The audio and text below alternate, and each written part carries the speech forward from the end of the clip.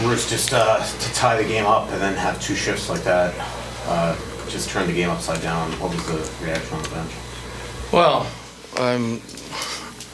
I don't, obviously disappointment. I mean, that's the reaction, but the reaction is we just scored a goal, got the crowd into it, and then 7 seconds later it's in our net. You know, that's the thing. We should have been and we won the draw to boot. So, you know, it's, yeah, I don't know what to say. How much did the penalties just affect any type of rhythm or flow offensively? Well, obviously, when you take 8 minors, it's going to have some effect. You know, 2 5-on-3s. When you kill 2 5-on-3s, you usually win the game. That's in what I've seen in the past. But the same guys have to play the game, like that are killing. A lot of times that are playing up, or you want some offensive chances, and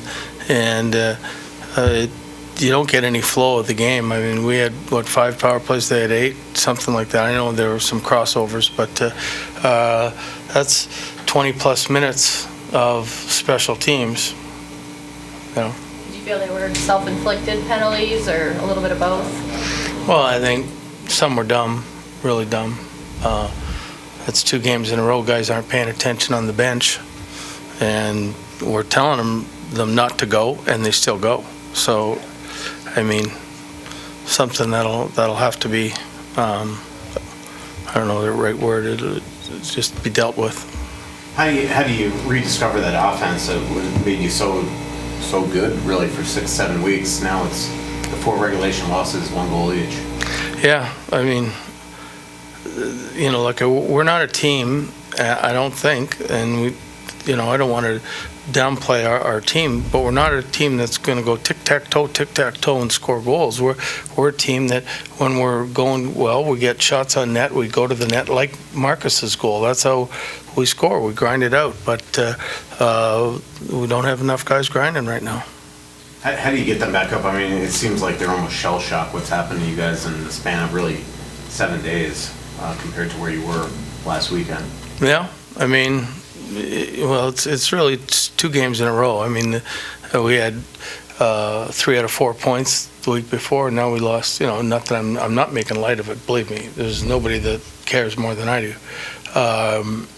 But it's, you know, it's when you're fighting all the time. Sometimes it's you go home and it's for the players too. I mean, it's you're chasing the game. We're chasing teams, and you don't have that cushion. So every game that you lose is magnified by an awful lot. So that's where we're at.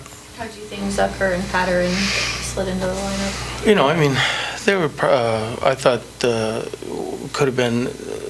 Zuck was a little rusty. I mean, he had a couple of really good chances and didn't put him in. I thought Patterson was fine. I thought he did a good job. Mm-hmm. How did you, with Rask and Hunt, how did you just decide that, and how will you continue to, you know, is it a rotation thing? You know what?